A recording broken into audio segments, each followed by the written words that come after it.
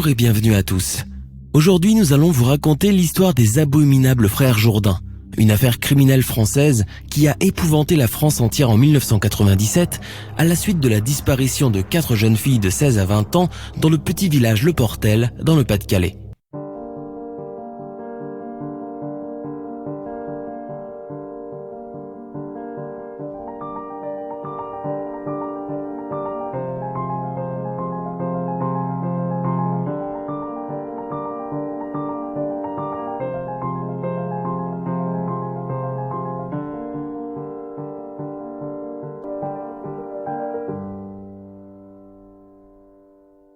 Dans Le Portel, chaque mois de février, c'est la fête pendant 3 jours.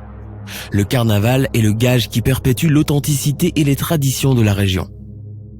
On défile dans les rues, on porte les plus beaux déguisements et on va de maison en maison pour déguster des crêpes.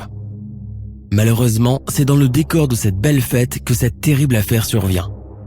Le 11 février 1997, c'est le soir du bal. Peggy et Amélie Merlin, 2 sœurs portelloises, ont invité Audrey et Isabelle Ruffin, des amies à elles qui ne sont pas de la région, à assister à cette magnifique soirée. Elles veulent leur faire découvrir comment on s'amuse dans la région. Les 4 jeunes filles, toutes excitées, passent l'après-midi ensemble à coudre leur déguisement. Elles veulent être les plus belles à défiler. Peggy sera marquise, Amélie un Pierrot, Audrey sera en mousquetaire et Isabelle sera indienne.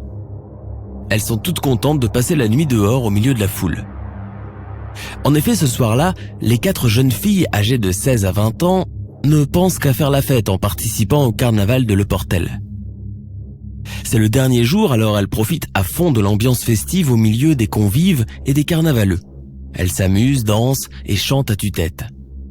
Elles sont émerveillées quand sur la place, on brûle le bâtisse, une grande marionnette de chiffon, signe de clôture du bal. Elles sont tellement contentes qu'elles décident de prolonger les festivités en se rendant au bal d'Équien, où la fête va se poursuivre jusqu'à 7h du matin. Elles prennent la route d'Équien-Plage, mais c'est à 3 km de là. La tradition veut que des automobilistes acheminent les carnavaleux entre les 2 communes. Ensemble, elles ne craignent rien. Il n'y a rien de mal à faire de l'autostop pour aller plus vite. Le lendemain, à 7h du matin, la mère de Peggy et Amélie a rendez-vous avec ses filles sur la place de Le Portel. Elle ne se présente pas. Au début, Marie-Josée Merlin n'est pas inquiète. Elles ont dû veiller tard et dormir chez des copines. Mais la matinée passe et aucune nouvelle des filles. Alors elle appelle Laure Lamotte, la mère d'Audrey et Isabelle, qui n'a pas de nouvelles de ses filles non plus. Les 2 mères s'inquiètent de plus en plus et en début d'après-midi, elles décident d'aller à la gendarmerie. La police de Boulogne-sur-Mer ouvre une enquête pour disparitions inquiétantes, même si elle ne s'alarme pas au début. Le procureur de la République privilégie la thèse de la fugue, c'est le carnaval et cela arrive souvent que des jeunes fuguent à cette période. La fête fait tourner la tête comme on sait. Mais Laure Lamotte et Marie-Josée Merlin, les 2 mamans, ne croient pas vraiment à cette version de fugue. Les filles n'ont rien emporté, ni papier, ni vêtements, ni argent, et elles étaient en déguisement. Elles seraient au moins rentrées chez elles pour se changer. Mais depuis la fin du bal, rien, même pas un appel. Non, quelque chose a dû leur arriver. Il n'y a pas d'autre explication. 2 jours sans nouvelles et sans que la police ne s'inquiète vraiment. Les heures passent et l'angoisse monte, terrible, irrépressible. Les familles ne veulent plus attendre. Elles mobilisent alors leur entourage. On entreprend des recherches, on fouille les plages, les cabanes isolées, les dunes. On fait passer le mot et on lance une campagne d'affichage dans le village.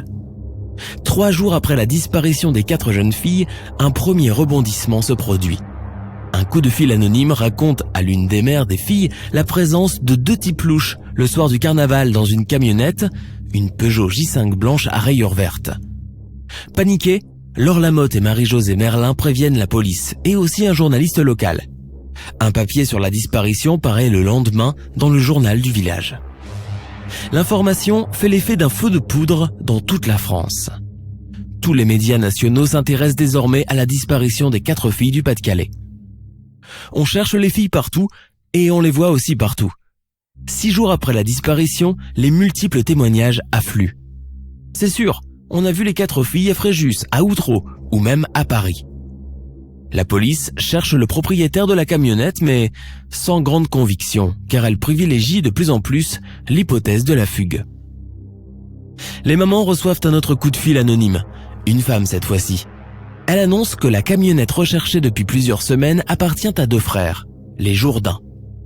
Ces 2 frères sont 2 ferrailleurs bien connus de la police, car ils ont déjà été condamnés pour viol et meurtre et ils habitent à Dan, à 20 km de Le Portel. L'entourage et les amis de la famille se dirigent rapidement vers cette ville. On questionne les habitants sur les 2 frères Jourdain qui s'avèrent être vraiment des personnes peu recommandables, car tous les 2 condamnés pour viol et meurtre.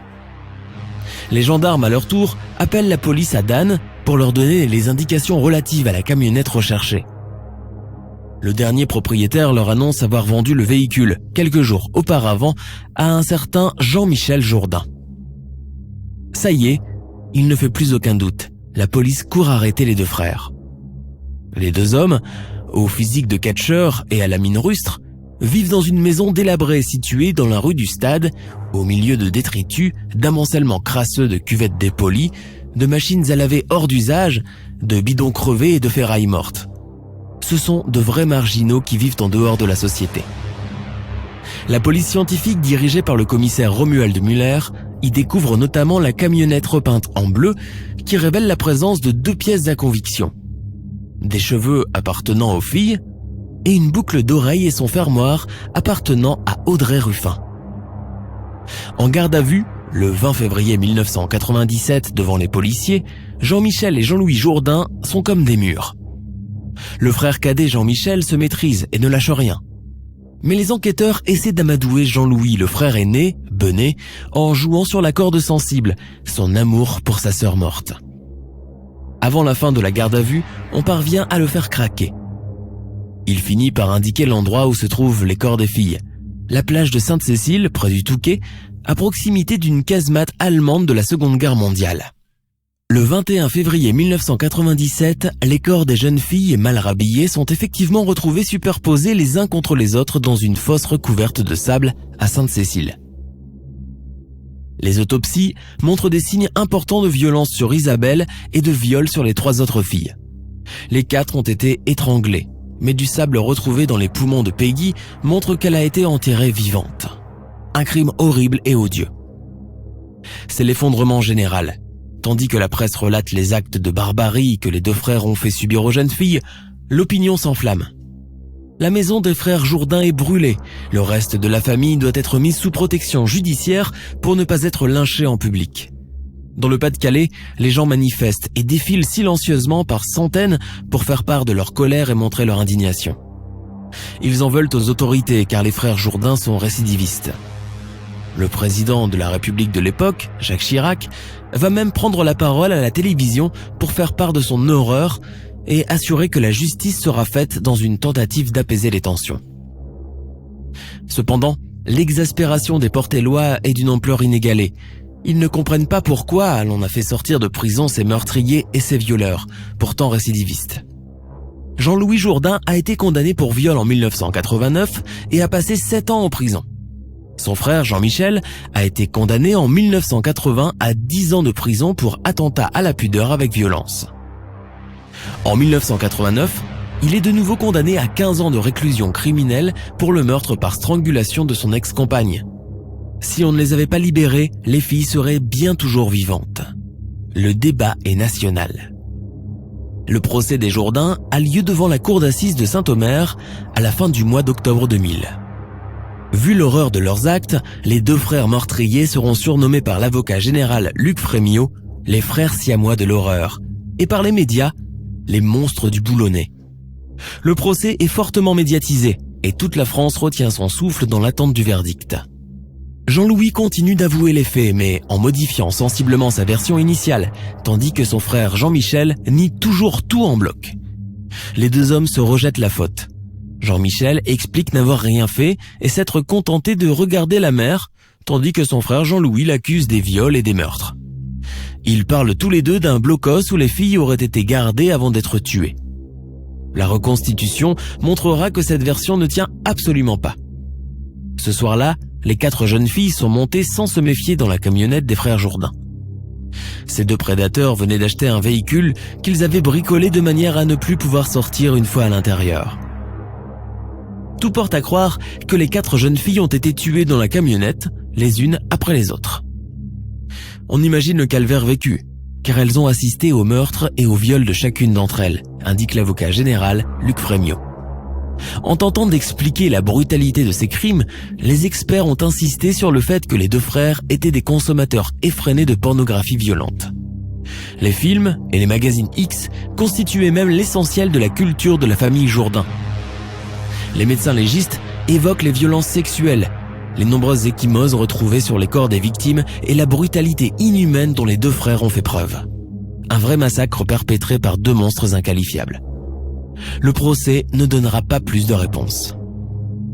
Les 2 frères sont finalement condamnés le 27 octobre 2000 à la demande de Luc Frémiot, magistrat chargé de l'affaire, à la prison à perpétuité, assortie de peines de sûreté de 22 et 20 ans pour enlèvement, séquestration, viol et assassinat. La peine est définitivement confirmée le 27 mars 2002, à l'issue du procès en appel. Lors des obsèques bouleversantes des 4 filles à la basilique de Boulogne-sur-Mer, le père le prêtre s'adressera aux 4 cercueils et interpellera la société tout entière. Je crois qu'un jour, Peggy, Amélie, Audrey et Isabelle, vous viendrez à notre rencontre et que vous nous direz « Qu'avez-vous fait de notre mort ?» Aujourd'hui, 22 ans plus tard, cette histoire qui a épouvanté toute la France dans le temps reste impossible à oublier. Le 6 mars 2019, Jean-Louis Jourdain, détenu au centre pénitentiaire de Caen depuis son inculpation, a succombé à un cancer. Il avait 59 ans. Il est mort en prison. Ceci dit, il reste toujours la question de mise en liberté du cadet. Lui sera-t-elle un jour accordée, vu que sa peine de sûreté est déjà dépassée ? Seul l'avenir nous le dira. Portez-vous bien. Nous sommes à la fin de notre émission du jour. N'hésitez pas à écouter les autres émissions du podcast et à prendre 5 secondes pour nous laisser un 5 étoiles sur iTunes. C'est vraiment très important pour nous. Vous pouvez aussi vous abonner pour ne pas rater les prochains épisodes et nous suivre sur Facebook pour nous en proposer de nouveaux. Merci et à bientôt.